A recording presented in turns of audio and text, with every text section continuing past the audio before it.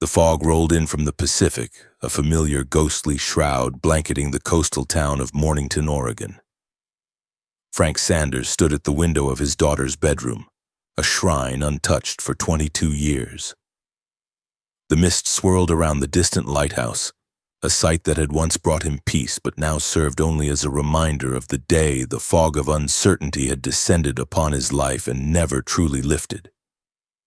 His daughter, Alicia, had vanished without a trace in the spring of 1990, just weeks after her high school graduation. Now her room remained a perfect, painful diorama of a life interrupted. Posters of bands long since disbanded clung to the walls. Textbooks sat on her desk, their pages sealed by time and dust. "It's time," he whispered, the words tasting like ash. The night before, he and his wife Elaine had made a pact. After 22 years, the sliver of hope they had clung to had become a shard in their hearts. Today they would dismantle the shrine. They would sort, donate, and store away the last physical remnants of their only child. Frank slid the window open, and a gust of fresh, salty air disturbed 2 decades of settled dust. He sneezed, his eyes watering. He moved to the closet and began pulling out clothes, each item a tangible memory. Her favorite blue sweater, the pale pink dress from her junior prom, a pair of faded jeans with patches she'd painstakingly sewn on herself. He worked methodically, creating piles for donation, for storage, for the small box of keepsakes they could bear to look at. When he reached her desk, he paused. These were the tools of her future. A future in marine biology at the University of Oregon that had never come to be. As he sifted through binders and notebooks, his fingers brushed against a thick, unfamiliar volume. Alicia's high school yearbook. In the raw, chaotic aftermath of her disappearance, neither he nor Elaine had been able to face the gallery of smiling faces, a cruel portrait of lives that had continued while theirs had stopped. Sitting on the edge of her bed, Frank opened the heavy book. The smell of old paper and ink filled his senses. He flipped through the glossy pages until he found her senior portrait. There she was. Alicia's smile, so bright and full of nascent promise, sent a familiar, sharp pang through his chest. 22 years, he murmured, tracing the outline of her face. His eyes drifted to the photo beside hers. Amy Davidson, her inseparable best friend. He remembered Amy's constant presence in their home, the sound of their shared laughter echoing in the halls. After Alicia vanished, Amy had been a fixture for a few months, her own grief a mirror of their own. But eventually the visits had tapered off and then stopped entirely. Curiosity stirred in him. He turned to the senior profiles, a section where each student had a small biography and a personal quote. He found Alicia's page first. "Thanks to Mom and Dad for always believing in me, to my teachers for pushing me, and to my best friend Amy. Don't forget to return my book, The Secret Garden, Illustrated Classic Edition. You old grandma, love you forever." A choked, bittersweet chuckle escaped Frank's lips. The playful jab at Amy was so quintessentially Alicia. He remembered her love for that book, how she'd collected different editions of it. Had Amy ever returned it? He couldn't recall seeing it. On a whim, he began searching through the boxes of books he'd already packed. Fantasy novels, science texts, nature magazines, but no illustrated Secret Garden. He found Amy's old phone number scribbled in the back of the yearbook, but as expected, it was no longer in service. Just then, the front door opened and Elaine entered, her arms laden with groceries. She stopped short, her gaze falling upon the books and magazines spread across the living room floor. "Frank, what is all this?" Her voice was tight with a pain he knew all too well. "I was just going through her things like we planned," he said, standing up. "This isn't sorting, Frank. This is dwelling. I thought we were finally moving forward." He held up the yearbook, pointing to the inscription. She mentioned a book Amy borrowed, The Secret Garden, I was just curious if it was here. Elaine's shoulders sagged. A book? Frank, it doesn't matter anymore. Please don't bother Amy with this. It was a lifetime ago. Do you know where she is now? He asked, pressing gently. Elaine hesitated, then relented. I see her in town sometimes. She lives in a camper over by the woods. I think I'll go visit her, Frank said, the idea solidifying as he spoke. Not just for the book. It's been too long. Elaine's expression hardened with a quiet resolve. I can't, Frank.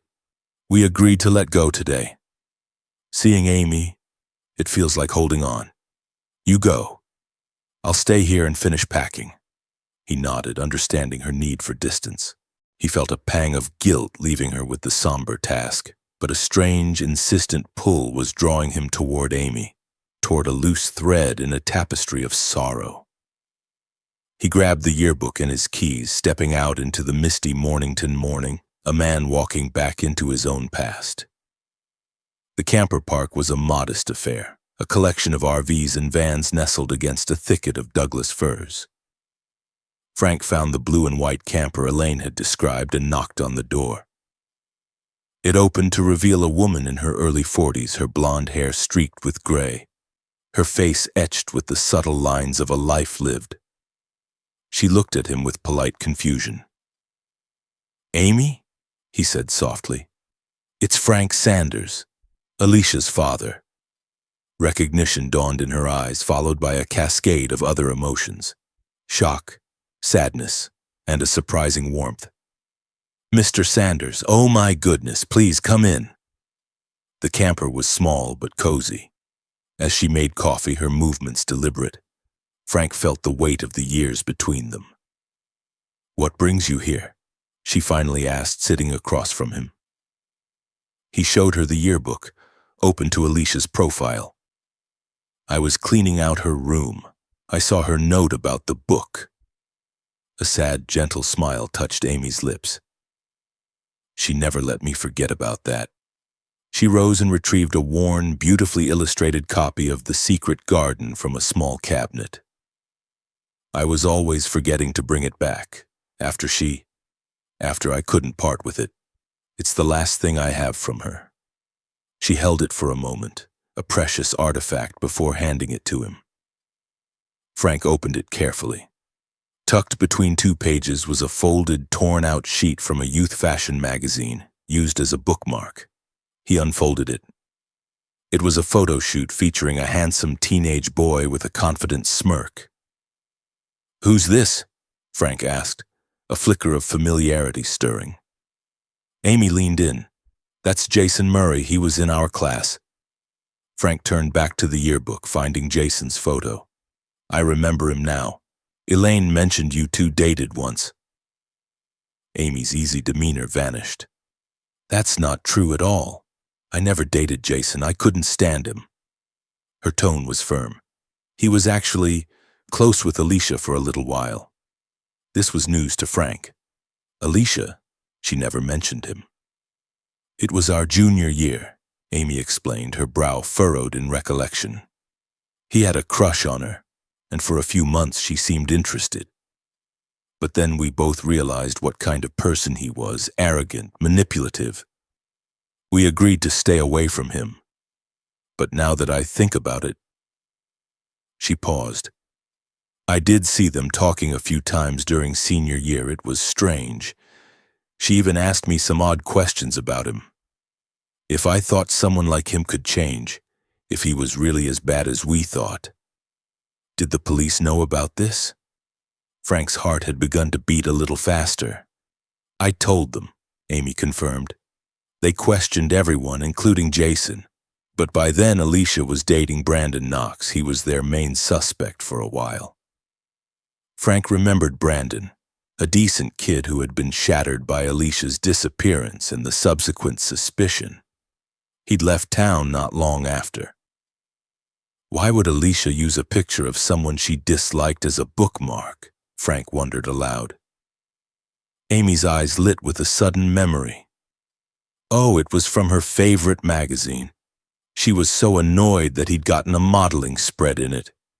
She ripped the page out, folded it up, and said there was nothing better for his smug face than to be squashed inside a book. The explanation was plausible, so typically Alicia, yet something still felt off. "Do you know where Jason is now?" Amy pulled out her phone. "The high school alumni group had a reunion at his house last weekend. I didn't go, but the address is in the group chat." She forwarded the information to Frank. "Do you think he could have something to do with it?" Amy asked, her voice a whisper. "I don't know," Frank admitted, his mind reeling. "But for 22 years I thought we knew every part of Alicia's life. It turns out there was a chapter we never even knew was written." He thanked Amy, leaving the book with her, and walked back to his car. The yearbook sat on the passenger seat, no longer just a collection of memories, but a map to an unknown territory. Frank should have gone home. He had promised Elaine they would close this chapter, but the conversation with Amy had pried it wide open. He found himself driving not toward his own quiet street, but toward the affluent neighborhood where Jason Murray now lived. Just a quick drive-by, he told himself. Jason's house was a sprawling modern structure that screamed of success. Frank parked across the street, his heart pounding with a mixture of guilt and trepidation. As he watched, Jason himself emerged from the front door. He was still handsome, with an air of unshakable confidence. He kissed a woman goodbye, and as he turned back, his gaze swept the street and landed directly on Frank's car. Their eyes met. There was no point in hiding. Frank got out of the car. "Jason Murray," he called out, his voice steadier than he felt. "My name is Frank Sanders. I'm Alicia's father." Jason's friendly demeanor evaporated. A mask of cold hostility dropped into place. "What do you want? Why are you watching my house?" "I'm not," Frank said, taken aback by the instant aggression. "I was just told you might have been close to my daughter at one point. I'm just trying to find some answers." "Who told you that?" "Amy," Jason scoffed. "I barely knew Alicia. I was never her boyfriend. I was never attracted to her. I told the police that 22 years ago, and I don't appreciate you dredging this up and harassing me at my home." His defensiveness was a physical force pushing Frank back. He was shifting his weight, his eyes darting around. He seemed less like a man annoyed by an intrusion and more like a man cornered. "I have a reputation, a business," Jason continued, his voice rising. "I don't need this. You should leave. I have nothing to say about Alicia Sanders." He turned and strode back into his house, slamming the door. Frank stood on the pavement, stunned and shaken. The intensity of Jason's reaction was wildly disproportionate. It wasn't annoyance, it was fear. As he drove away, shame washed over him. He had broken his promise to Elaine, chased a ghost, and accomplished nothing but upsetting a successful man. He had to let it go. But as he was driving back through town, his mind replaying the encounter, a flicker of movement caught his eye. Jason Murray was walking out of a hardware store carrying a new shovel. Frank's blood ran cold. He watched, frozen, as Jason then went into the adjacent floral shop and emerged a moment later with a bouquet of white hyacinths. Alicia's favorite flowers. It was too much. The defensive rage, the shovel, the flowers. It was a constellation of details that formed a terrifying picture. Without another thought, Frank started his car and followed Jason, his heart hammering against his ribs. Jason drove out of town, taking the winding coastal road toward Whitlow Cliff, a secluded area of dramatic bluffs and sparse vacation properties. He turned onto a private drive leading to a small, weathered cottage perched perilously close to the cliff's edge. Frank drove past, parking further up the road, concealed by trees. He watched as Jason carried the shovel, the flowers, and a small wooden box from his car. He then began walking down a narrow path that led away from the cottage toward the ocean. Propelled by a terrible urgency, Frank got out of his car and began to follow, staying hidden in the dense coastal scrub. From behind a rock outcropping, Frank watched as Jason stopped at a small, secluded overlook. He scanned the area, ensuring he was alone, then began to dig. The soil was tough, resisting his efforts. After digging a hole about 2 feet deep, he knelt and opened the wooden box. A gust of wind whipped across the cliff, snatching a few papers from the box and scattering them. Jason cursed, quickly closing the lid and scrambling to collect the wind-blown pages. He placed the box in the hole, laid the white hyacinths on top, and began to backfill the earth. When he was finished, he stood over the small, unmarked mound for a long moment. Then his voice, carried on the wind, reached Frank's hiding place. "I think you can hold these memories now, Alicia." The name struck Frank like a physical blow. He stumbled backward, his foot dislodging a cascade of small pebbles. He froze, clamping a hand over his mouth. "Hello?" Jason's head snapped up, his voice sharp with alarm. "Is someone there?" Frank held his breath, his heart threatening to burst from his chest. Jason took a few steps toward the brush, shovel in hand, then paused. Shaking his head, he muttered, "Just the wind," and headed back toward the cottage.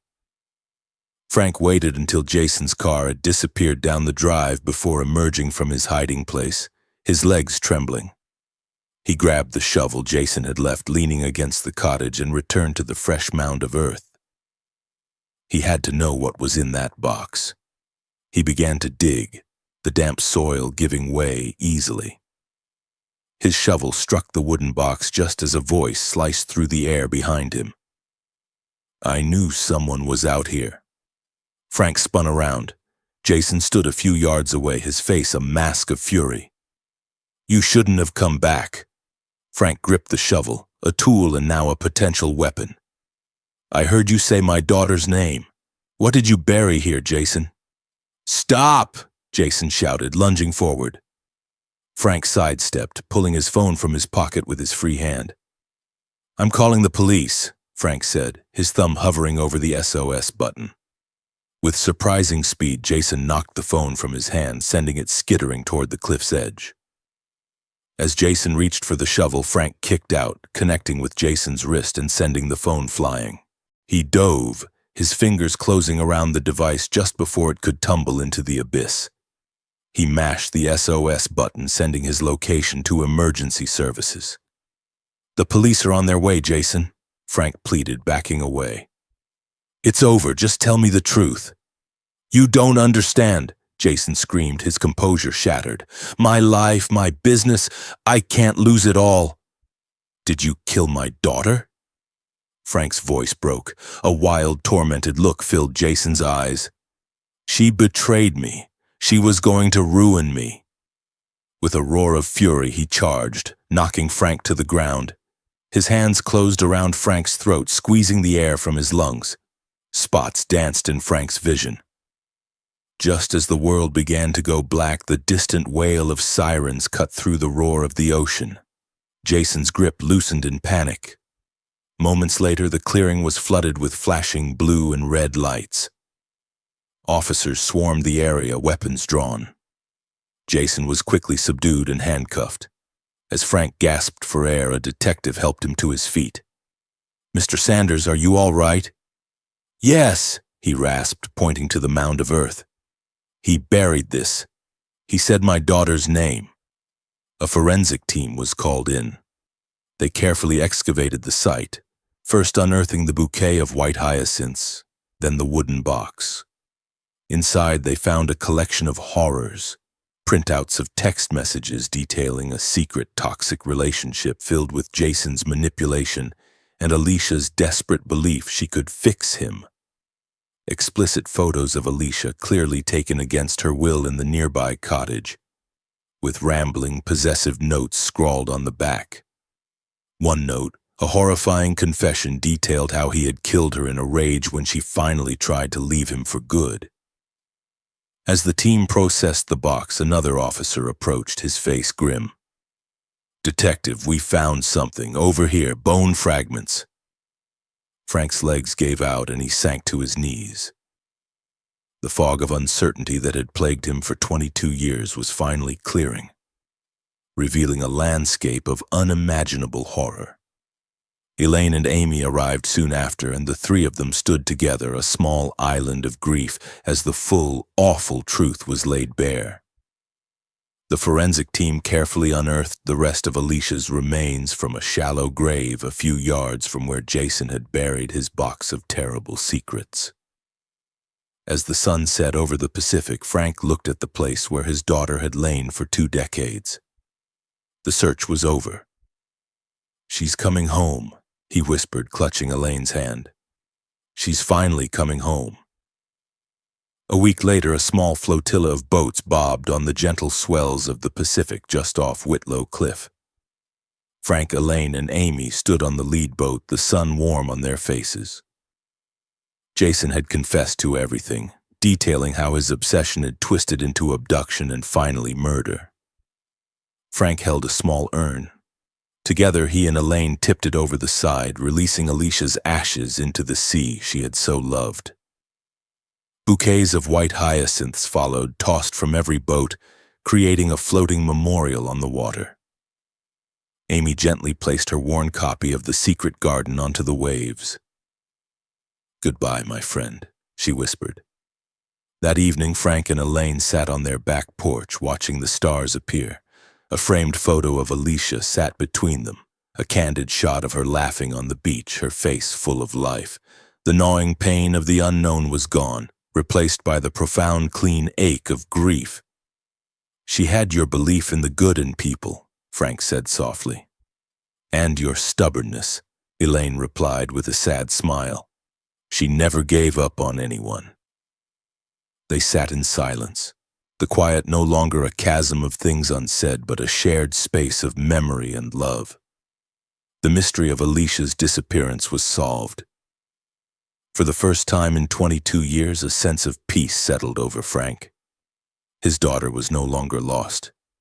She was part of the ocean, part of the world she had wanted to explore, finally and forever free. The fog had lifted at last,